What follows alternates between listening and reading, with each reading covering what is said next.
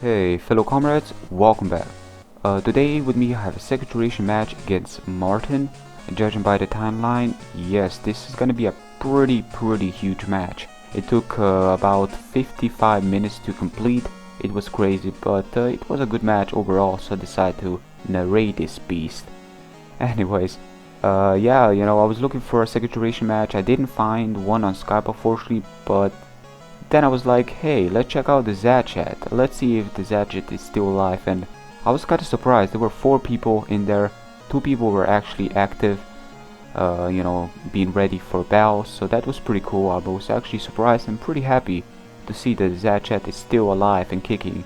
Or at least, to a certain extent. But I would love if people would have been more active on it. But, what can we do? I guess... I'm just gonna tell you right now, if you want to get involved with this, all you need to have is a ROM and an emulator. Get in there, play competitive against players. If you need help, just ask somebody. It's most likely they're gonna help you out. I mean, everybody needs today's second generation player. It's hard to find, and every player counts, so, every support counts as well. So I really do appreciate likes on this certain videos. For now, we're gonna proceed to switch out to Hellhound. First turn against the Jumpluff kinda speaks for itself. Jumpluff is way too fast. I'm gonna need to have something as a sleep fodder. Seeing this Hypno, I decided to straight away switch out to my Hellhound because I do know that even if he does overpredict, go for the status move, I do have the berry, so I can at least take one and kinda scout. Seeing the light screen, it kinda gives me realizing is a dual screening Hypno. So I'm gonna need to consider taking this Pokemon down pretty fast, or at least try to wear it down. So I decided to go to Nidoqueen, predict another T-Wave, and proceed to go for the Lovely Kiss. I actually feel like this kind of matches, even after being super speed up, they're still slower than my usual Wi-Fi matches, and I have this space between, just more space to begin with, talk about the stuff that I was actually thinking in the process. So this is actually pretty cool. This whole waiting and all, but for now we're trying to stall down the screens. I'm pretty sure the light screen actually wears down on this turn if I'm not mistaken. I may be mistaken, let's see. I'm not sure, but I actually did pursue there. He did give himself time on that turn. I guess he was thinking of what I would have done. I mean, would I attack him, or would a crunch or pursuit to try to hit him on that switching level, but he did make a clever move there, stayed in, and now he's gonna switch out as I actually go for the crunch, thinking he's just gonna stay in. He can most likely take my crunch, see how good he can actually take pursuit. Still at half power, but considering that he did take that pursuit well, he's most likely gonna take my crunch afterwards and proceed to go for the T-Wave. But hey, we did at least hit this Lanturn on the switch. It did a bit too much. I'm kinda considering that light screen did wear off way back, because the Lanturn should be taking that move a bit better, being that Lanturn's HP is enormous, special defense is pretty decent, and everything around outside of his attack and speed is pretty great. So Lanturn is a great Pokemon all around the place. It can be called a tank, like a powerful tank. Electric and water in here is very threatening, so we're gonna need to consider playing a bit safe against this Pokemon if we are gonna be having any kind of chance against one. So Kadabra, in there, I'm gonna need to switch out to Machamp, because I was kinda predicting, well, he did T-Wave. If I could have gone for the sub, at least I did wake up my Kadabra in the process, so it did kinda work out. At first I was thinking against the Lanturn it's mostly gonna be a Death Odd, knowing that I can take at least a couple of his moves, like 2 Surfs, but he did confuse Raimi a bit there, a bit gimmicky, but hey, it's second duration, maybe it's not gimmicky, maybe it's a standard Smogon set, Lanturn set that is. But a couple of stuff happened. He switches out to Quagsire as I switch out straight to my Nidoqueen, because I want this Pokemon to go to poison. I still feel like I can kinda handle it. I feel like if he's gotta put up the rest, I can still retaliate with my other Pokemon, try to set up on it, and proceed to go from there. But for now we're gonna go to Scyther, because I know from this point he still didn't see I do have a flying Pokemon at my disposal anytime to take those ground moves, being immune to it. So I'm gonna take this opportunity to go to it, but now he's gonna decide to switch into his Miltank.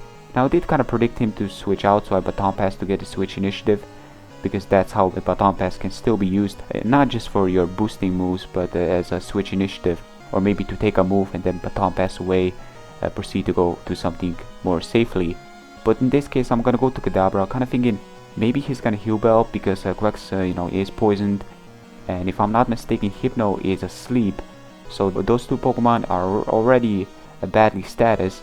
So I'm kind of thinking he's gonna proceed to try to heal bell as I go for the sub, because I believe I didn't really show him I have the sub. Kind of thinking about hitting him from that side of the field, but unfortunately that was not the case. Well, Hypno would have easily come in and kind of wall me, but then again, there's really not much else that Hypno can do one-on-one against me. I'm kind of thinking that Kadabra with a sub can kind of wall it back. It would have kind of been walling each other, but I do have the recover on top of it all, making it a bit better in that certain position. But for now, we're gonna go to Old Pert, my Quagsire. Now, my plan was to Hidden Power Rock there, predicting him to switch out to Jumpluff. It would have still do some damage outside of no damage. Nothing on my team is asleep. Kadabra already woke up, which means he can easily proceed to go to his Jumpluff and proceed to go for the Sleep Powder against something on my team.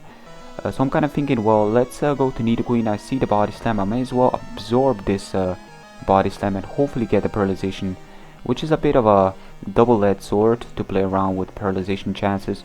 But at least I am, in a way, immune to Jumpluff's Sleep Powder, so in a way it can kind of work, but it still kind of depends heavily on that Paralyzation chances. So I do put to sleep his Jumpluff. I guess he did predict that coming. He doesn't want his main Cleric to be asleep, kind of makes sense, perfect sense actually. But I do double switch here to Kadabra after that, and he did switch out to his Hypno as I proceed to go for the cover, knowing that he's most likely not gonna go for T-Wave, predict me to go for a possible sub, or I'm not sure, maybe just a switch straight away, but that was not the case. So I decided to recover all my lost HP. Kadabra still standing at a reasonable amount, and he decided to put up the Reflect. So he's got double screen right here, but this double screen shouldn't be really that big of a threat just because I am under a sub.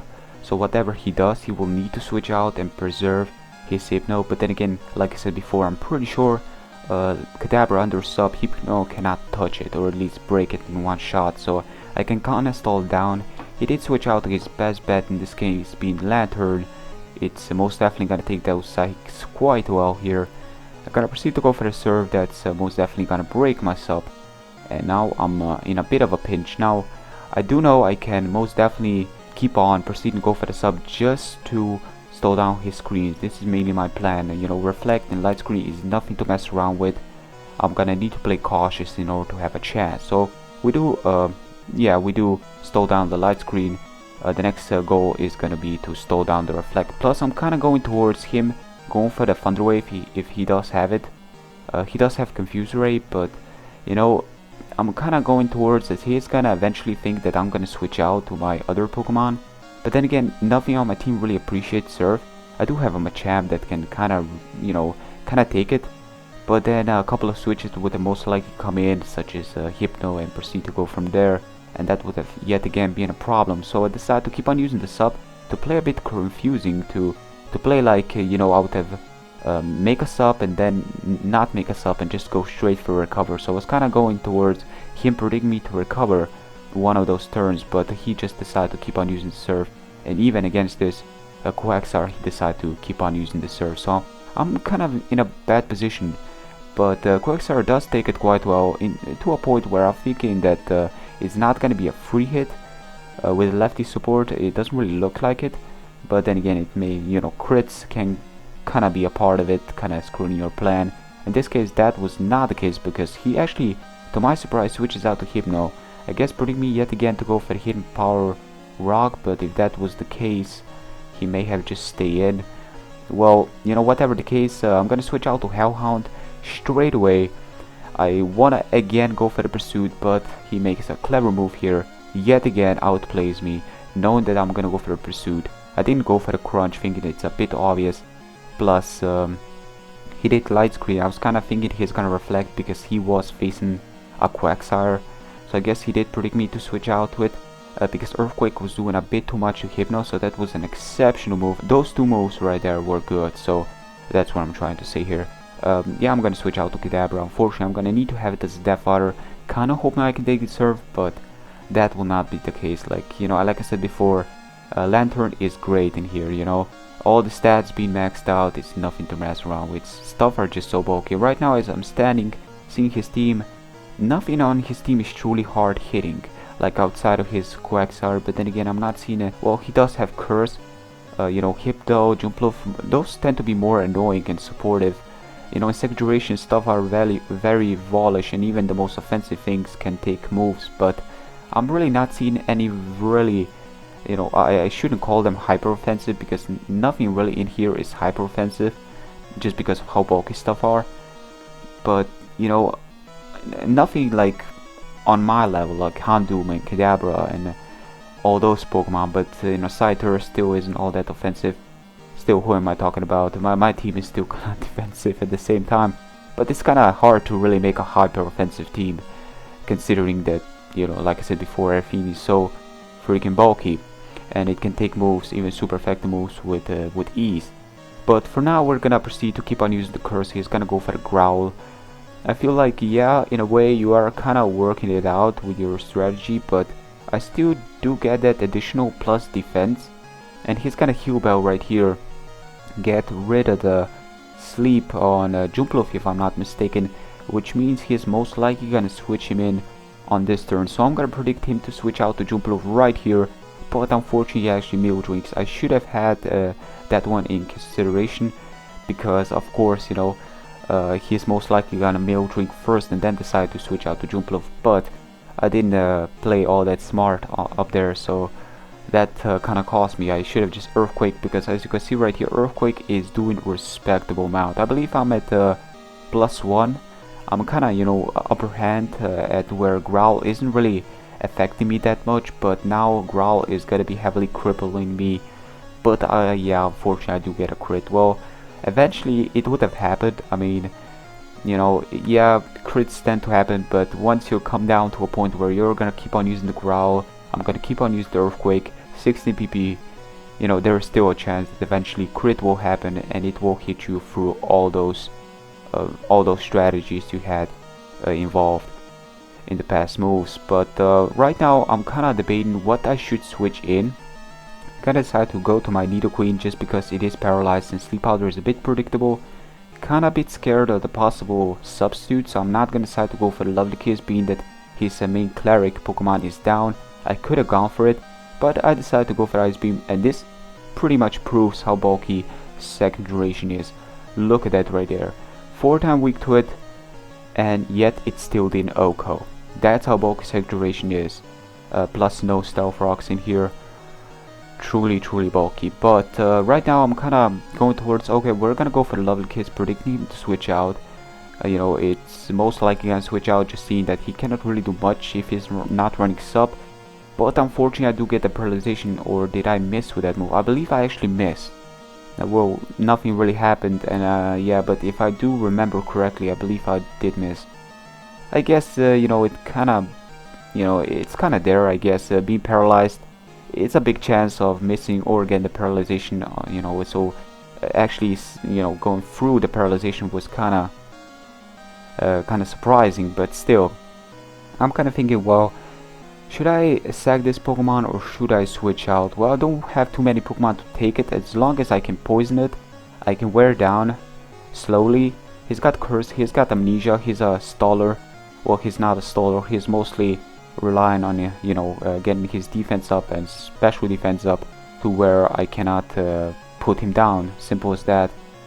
But I'm not too sure what he's all about. I mean, he must be running Rest. What kind of set is that? I mean, he does have Heal Bell and all, so he must run Rest and one offensive move, maybe Earthquake is his only offensive move. I'm not too sure, but still kind of thinking that that is a double-edged sword. But then again, water in here, especially against the underused tier Pokemon, it may actually work. So right now he's got Earthquake, predict me to switch out, maybe with Baton Pass predict him to switch out, get that switch initiative.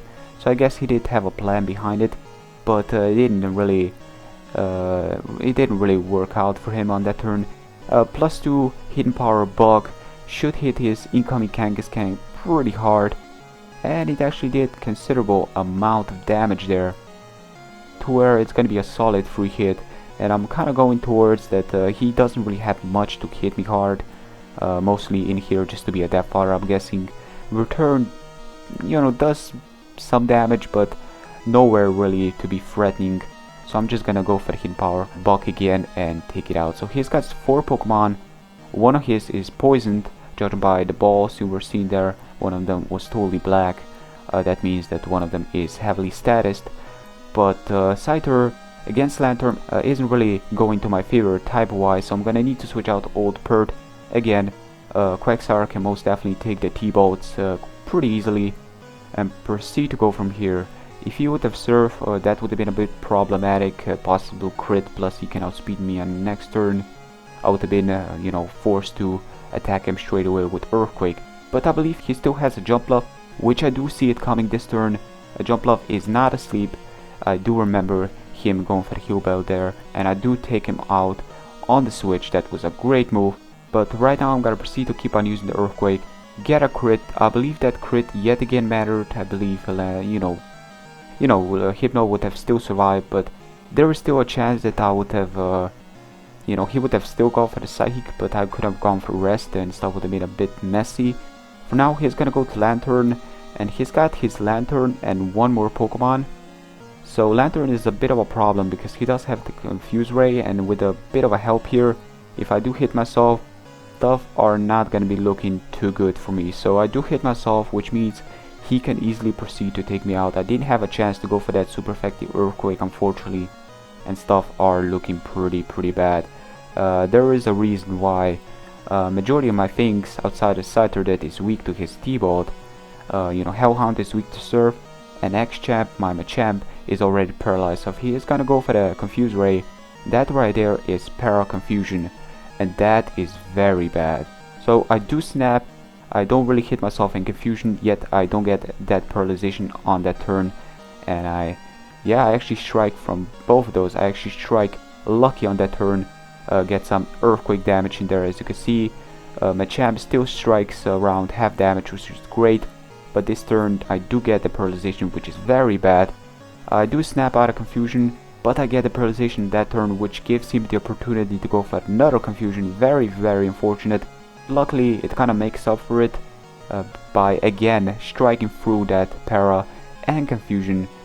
That was extremely lucky. Like, Confusion is something I tend to never be lucky with, but that right there was some serious luck. Now he's got only his Quagsire, and that was pretty much game. He decided to flee because he didn't have much to really handle me one-on-one. So he kinda spare us the time because the match was already long as it was. So hope you guys have enjoyed as well as I've enjoyed. Good game, Martin. Hope to battle you again. Some more second generation style. And if you guys like the second generation style, this long matches, support it by clicking the like button, leave a comment. It helps the second generation audience grow. Hopefully people are gonna be checking out the guide, and hopefully they're gonna get involved with it. But that's gonna be it for today, and until next time, take care, peace.